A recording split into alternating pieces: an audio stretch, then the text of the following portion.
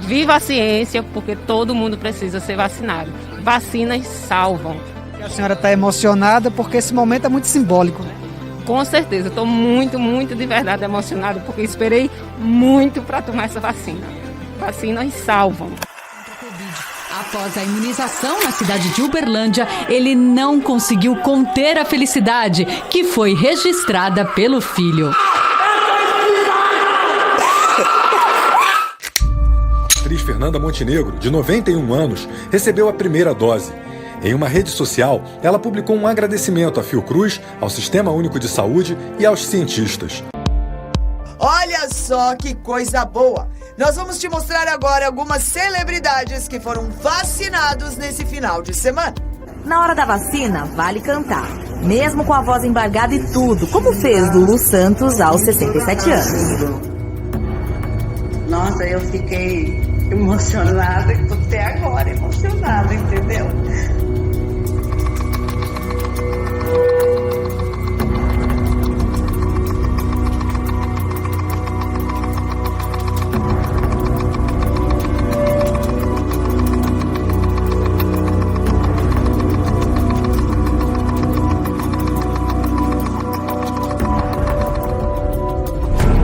As massas nunca tiveram sede da verdade. Elas se afastam de evidências que não são do seu gosto, preferindo deificar o erro se o erro as seduzir. Quem quer que possa lhes fornecer ilusões é facilmente seu senhor. Quem tenta destruir suas ilusões torna-se sempre uma vítima nas mãos deles. Gustave Le Bon. O típico observador de televisão se transforma em um robô opinativo. Suas avaliações do mundo são regurgitações estúpidas de tudo que foi absorvido pela TV. De acordo com o psicólogo Carl Jung, a maior ameaça à civilização não está nas forças da natureza, nem em qualquer doença física, mas em nossa incapacidade de lidar com as forças de nossa própria psique. Somos os nossos piores inimigos, ou, como diz o provérbio latino, o homem é o lobo do homem. Em Civilização em Transição, Jung afirma que este provérbio é um truísmo triste, mas eterno, e nossas tendências semelhantes às do lobo entram em jogo de forma mais proeminente nos momentos da história em que a doença mental se torna a norma ao invés da exceção. Quando isso ocorre em uma sociedade, é uma situação a qual Jung chamou de epidemia psíquica. Na verdade, está se tornando cada vez mais óbvio, escreve ele, que não é a fome, nem os terremotos, nem os micróbios, nem o câncer, mas o próprio homem, que é o maior perigo do homem para o homem. Pela simples razão de que não há proteção adequada contra epidemias psíquicas, que são infinitamente mais devastadoras do que as piores catástrofes naturais. Carl Jung, The Symbolic Life. Uma psicose em massa é uma epidemia de loucura e ocorre quando uma grande parte da sociedade perde o contato com a realidade e cai em delírios. Esse fenômeno não é uma coisa de ficção. 2 exemplos de psicoses de massa são a caça às bruxas americana e europeia nos séculos XVI e XVII e a ascensão do totalitarismo no século XX. Durante a caça às bruxas, milhares de indivíduos, a maioria mulheres, foram mortos não por quaisquer crimes que cometeram, mas porque se tornaram bodes expiatórios de sociedades enlouquecidas. Em algumas aldeias suíças, quase não restou nenhuma mulher viva depois que o frenesi finalmente se extinguiu. Quando ocorre uma psicose em massa, os resultados são devastadores. Jung estudou esse fenômeno minuciosamente e escreveu que os indivíduos que compõem a sociedade infectada se tornam moral e espiritualmente inferiores. Eles caem inconscientemente para um nível intelectual inferior. Eles se tornam mais irracionais, irresponsáveis, emocionais, erráticos e não confiáveis. E o pior de tudo, crimes que o indivíduo sozinho nunca poderia suportar são cometidos livremente pelo grupo ferido pela loucura. O que torna as coisas piores é que aqueles que sofrem de psicose em massa não sabem o que está acontecendo. Pois assim como um indivíduo enlouquecido não pode sair de sua mente para observar os erros em seus caminhos, também não há nenhum ponto arquimediano a partir do qual aqueles que vivem por meio de uma psicose em massa possam observar sua loucura coletiva. Mas o que dá origem a uma psicose em massa? Para obter uma resposta, devemos começar pelo básico. Embora a descida para as ilusões de uma psicose tenha muitos gatilhos, como o uso excessivo de drogas ou álcool, lesões cerebrais e outras doenças, essas causas físicas não nos preocupam aqui. Nossa preocupação é com os psicólogos ou os chamados gatilhos psicogênicos, pois geralmente são eles que levam à psicose em massa. A causa psicogênica mais comum de uma psicose é uma inundação de emoções negativas, como medo ou ansiedade, que leva o indivíduo a um estado de pânico. Quando em estado de pânico, a pessoa naturalmente busca alívio, pois é muito desgastante mental e fisicamente subsistir neste estado hiperemocional por um período prolongado de tempo.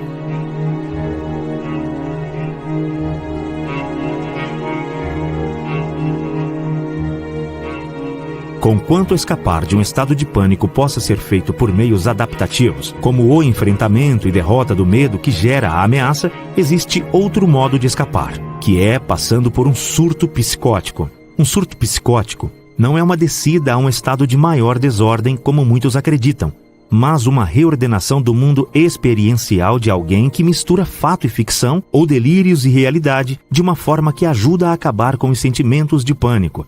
Silvano Ariete, uma das maiores autoridades do século XX sobre a esquizofrenia, explica os passos psicogênicos que levam à loucura. Em primeiro lugar, à fase do pânico. Quando o paciente começa a perceber as coisas de uma forma diferente, fica assustado com isso, parece confuso e não sabe explicar as coisas estranhas que estão acontecendo. O próximo passo é o que Ariete chama de fase de insight psicótico, em que um indivíduo consegue juntar as coisas por conceber uma forma patológica de ver a realidade que lhe permite explicar suas experiências anormais. O fenômeno é chamado de insight porque o paciente finalmente vê significado e relações em suas experiências, mas o insight é psicótico porque se baseia em delírios, não em maneiras adaptativas e promotoras de vida de se relacionar com quaisquer ameaças que precipitam o pânico. Os delírios, em outras palavras, permitem que o indivíduo em pânico escape da torrente de emoções negativas, mas ao custo de perder o contato com a realidade e, por isso, Ariete diz que um surto psicótico pode ser visto como uma forma anormal de lidar com um estado de extrema ansiedade.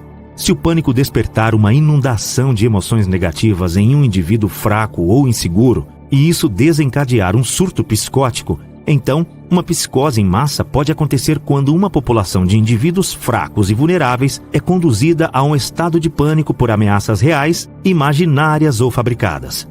Mas, como os delírios podem tomar muitas formas e a loucura pode se manifestar de maneiras incontáveis, o modo específico em que uma psicose em massa se desenvolve se diferencia baseado no contexto histórico e cultural da sociedade infectada. Na era moderna, a psicose em massa do totalitarismo é a maior ameaça. O totalitarismo, escreve o autor Arthur Verluis, é o fenômeno moderno do poder estatal total centralizado, junto com a obliteração dos direitos humanos individuais. No estado totalizado, existem aqueles que estão no poder e existem as massas objetificadas, as vítimas. Em uma sociedade totalitária, a população é dividida em dois grupos: os governantes e os governados, e ambos os grupos passam por uma transformação patológica. Os governantes são elevados a um status quase divino, o que é diametralmente oposto à nossa natureza de seres imperfeitos que são facilmente corrompidos pelo poder. As massas, por outro lado, são transformadas em sujeitos dependentes desses governantes patológicos e assumem um status psicologicamente regredido e infantil. Hannah Arendt, uma das mais proeminentes estudiosas dessa forma de governo no século XX, chamou o totalitarismo de uma tentativa de transformação da própria natureza humana. Mas essa tentativa de transformação apenas transforma mentes sãs em mentes doentias, como escreveu o médico holandês que estudou os efeitos mentais de viver sob o totalitarismo. Há de fato muito que é comparável entre as reações estranhas dos cidadãos do totalitarismo e de sua cultura como um todo, por um lado, e as reações dos esquizofrênicos doentes, do outro. Jost Meerloo, The Rape of the Mind. A transformação social que se desenvolve sob o totalitarismo é construída e sustentada por delírios, pois apenas homens e mulheres iludidos regridem ao status infantil de súditos obedientes e submissos e entregam o controle completo de suas vidas a políticos e burocratas. Apenas uma classe dominante iludida acreditará que possui o conhecimento, a sabedoria e a perspicácia para controlar completamente a sociedade de cima para baixo.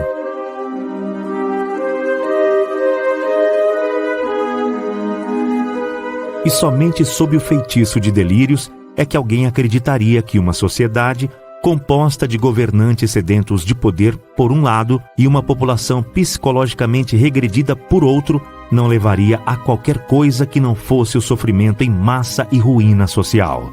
O método geral pelo qual os membros de uma elite governante podem atingir esse objetivo é chamado de menticídio, com a etimologia dessa palavra sendo uma morte da mente e como Merleau explica ainda. O menticídio é um crime antigo contra a mente e o espírito humanos, mas sistematizado de novo. É um sistema organizado de intervenção psicológica e perversão judicial por meio do qual uma classe dominante pode imprimir seus próprios pensamentos oportunistas nas mentes daqueles que planejam usar e destruir. Preparar uma população para um crime de menticídio começa com a semeadura do medo. Quando o indivíduo é inundado por emoções negativas, como medo ou ansiedade, ele ou ela é muito suscetível a cair nos delírios da loucura. Ameaças reais, imaginárias ou fabricadas podem ser usadas para semear o medo, mas uma técnica particularmente eficaz é usar ondas de terror. Sob esta técnica, a semeadura do medo é escalonada com períodos de calma, mas cada um desses períodos de calma é seguido pela fabricação de um feitiço de medo ainda mais intenso, e o processo continua e continua, ou, como escreve Merleau, cada nova onda de terror, seguida de pausas de tranquilidade, cria seus efeitos com mais facilidade porque as pessoas ainda estão perturbadas por suas experiências anteriores. A moralidade torna-se cada vez mais baixa e os efeitos psicológicos de cada nova campanha de propaganda tornam-se mais fortes, atingindo um público que já muito amenizado. Enquanto o medo prepara a população para o menticídio, o uso da propaganda para espalhar desinformação e promover confusão a respeito das fortes ameaças e da natureza da crise ajuda a demolir a mente das massas. Funcionários do governo e seus lacaios na mídia podem usar relatos contraditórios, informações sem sentido e até mesmo mentiras gritantes. Quanto mais eles confundem, menos capaz será a população de enfrentar a crise e diminuir seu medo de forma racional e de maneira adaptativa. A confusão, em outras palavras, aumenta a suscetibilidade de uma queda nas ilusões do totalitarismo. Como uma pandemia. Quer dizer que a doença se propagou. O mundo está sob uma clara estado de transmissão comunitária da Covid-19 em todo o país. Ou, como explica Merleau, a lógica pode ser deparada com a lógica, enquanto a ilógica não pode. Ela confunde aqueles que pensam direito. A grande mentira e as bobagens, repetidas monotonamente, têm mais apelo emocional do que a lógica e a razão. Enquanto as pessoas ainda estão procurando um contra-argumento razoável para a primeira mentira, os totalitários podem atacá-los com outra. Nunca antes na história existiram meios tão eficazes para manipular uma sociedade até a psicose do totalitarismo. Smartphones e mídias sociais, televisão e internet, todos em conjunto com algoritmos que rapidamente censuram o fluxo de informações indesejadas. Permitem que aqueles que estão no poder agridam facilmente as mentes das massas. Além do mais, a natureza viciante dessas tecnologias significa que muitas pessoas se sujeitam voluntariamente à propaganda da elite governante com uma frequência notável. A tecnologia moderna, explica Merleau, ensina o homem a aceitar o mundo para o qual está olhando. Ele não tem tempo para recusar e refletir. A tecnologia o atrai, deixando-o cair em suas rodas e movimentos. Sem descanso, sem meditação, sem reflexão, sem conversa. Os sentidos estão continuamente sobrecarregados com estímulos. O homem não aprende mais a questionar seu mundo. A tela oferece a ele respostas prontas. Mas há mais um passo que os pretensos governantes totalitários podem dar para aumentar a chance de uma psicose totalitária: isolar as vítimas e interromper as interações sociais normais. Quando sozinho e sem interações normais com amigos, famílias e colegas de trabalho, o indivíduo se torna muito mais suscetível a delírios por vários motivos. Em primeiro lugar, eles perdem o contato com a força corretiva do exemplo positivo, pois nem todo mundo é enganado pelas maquinações da elite dominante E os indivíduos que veem através da propaganda podem ajudar a libertar outros do ataque menticida. Se, no entanto, o isolamento for imposto, o poder desses exemplos positivos diminuirá muito. Todo treinador de animais sabe por experiência própria: o isolamento e a repetição paciente de estímulos são necessários para domar animais selvagens. Os totalitários seguiram esta regra. Eles sabem que podem condicionar suas vítimas políticas mais rapidamente se forem mantidos em isolamento.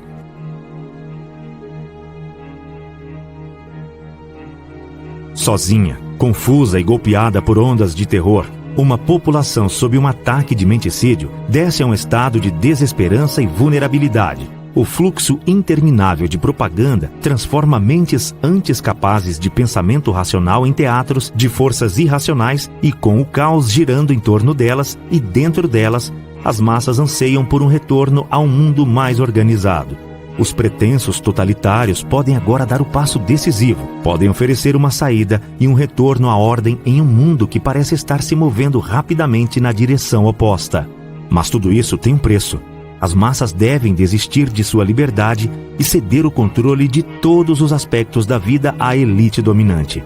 Eles devem abrir mão de sua capacidade de serem indivíduos autossuficientes, responsáveis por suas próprias vidas e se tornarem súditos submissos e obedientes.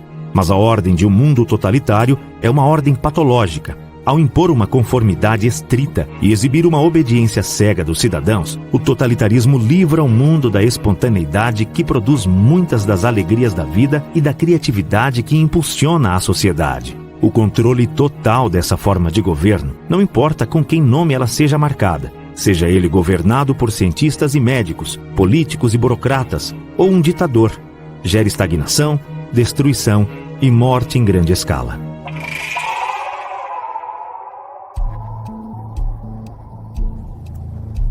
Huxley escreveu Admirável Mundo Novo como um aviso. Avanços na ciência e na tecnologia, ele acreditava, estavam abrindo caminho para o tipo de sociedade descrito em seu livro. E ele advertiu que se um tipo de ordem como em Admirável Mundo Novo se solidificar, poderia ser a revolução final e definitiva. O povo terá sua liberdade tirada deles, mas eles desfrutarão da sua servidão e, portanto, nunca a questionarão. Muito menos se rebelarão. Em uma entrevista em 1962 na Universidade de Berkeley, Huxley explicou: parece que a natureza da revolução final com a qual nos deparamos agora é precisamente esta: que estamos no processo de desenvolver toda uma série de técnicas que permitirão que a oligarquia controladora que sempre existiu e sempre existirá faça com que as pessoas amem sua escravidão. O renomado psicólogo clínico americano do século XX, Cole Roger, admitiu que o rápido desenvolvimento da ciência do comportamento, que é um conjunto de disciplinas científicas, incluindo psicologia, psiquiatria, sociologia, psicologia social, antropologia e biologia, ciências econômicas e políticas, matemática e estatísticas, estava no processo de se tornar o que ele chamou de ciência cientão. Com isso, ele quis dizer que cientistas e engenheiros sociais estavam descobrindo que, se condições cuidadosamente construídas fossem implementadas em uma sociedade, haverá uma grande probabilidade de que a maioria dos cidadãos responderá a essas condições de maneiras previsíveis e, portanto, controláveis.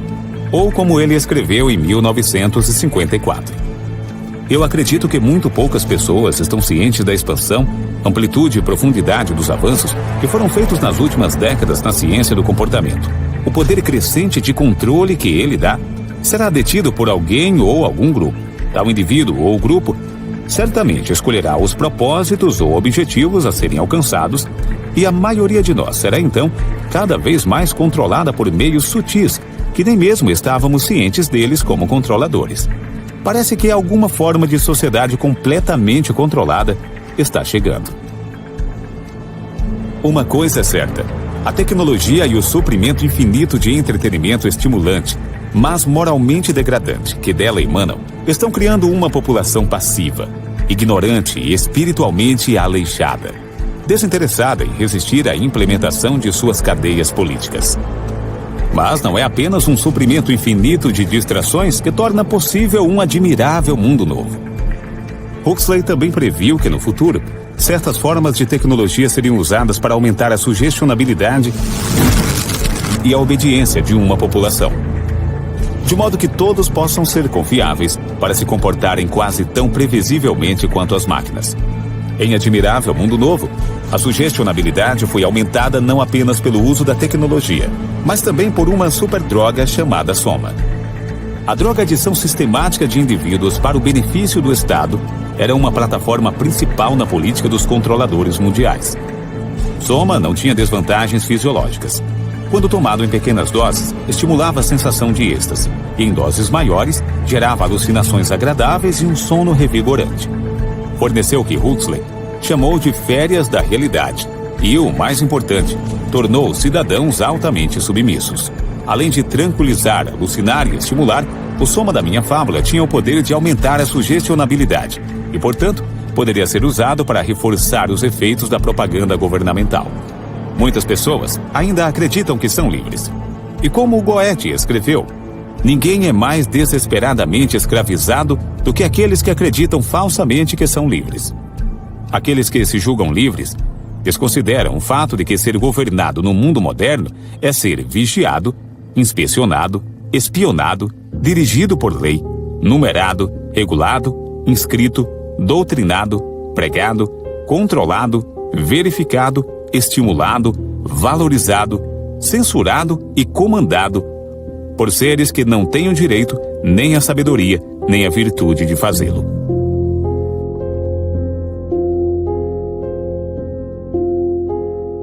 Hoje, a arte do controle da mente está se tornando uma ciência. Os praticantes desta ciência sabem o que estão fazendo e por quê. Eles são guiados em seu trabalho por teorias e hipóteses solidamente estabelecidas em uma base maciça de evidências experimentais. Quando, em um estado hipnótico induzido pela televisão, clichês e slogans da mídia convencional, valores morais e princípios ideológicos de programas e filmes e sugestões de comerciais, de políticos, de celebridades e propaganda patrocinada pelo Estado contornam as faculdades críticas e se infiltram nas fundações da mente. Com o tempo, o típico observador de televisão se transforma em um robô opinativo. Suas avaliações do mundo são regurgitações estúpidas de tudo que foi absorvido pela TV. Quase 70 anos atrás, o médico Jost Merlot alertou sobre os perigos hipnotizantes da televisão, perigos que agora se aplicam a computadores, smartphones e qualquer outra tecnologia que transforma o ser humano em um espectador hipnotizado de uma tela. O homem não pensa mais em valores pessoais, seguindo sua própria consciência e avaliações éticas. Ele pensa cada vez mais nos valores trazidos a ele pelos meios de comunicação de massa. A televisão o mantém em constante temor e fixação passiva. Conscientemente, ele pode protestar contra essas vozes anônimas, mas, mesmo assim, suas sugestões fluem para o seu sistema.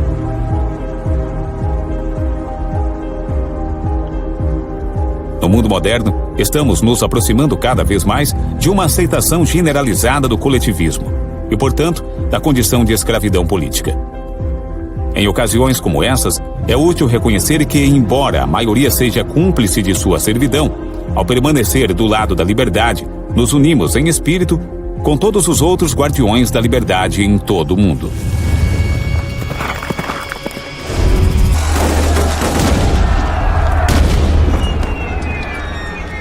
Todo insubordinado, quando se levanta contra a opressão, reafirma assim a solidariedade de todos os homens.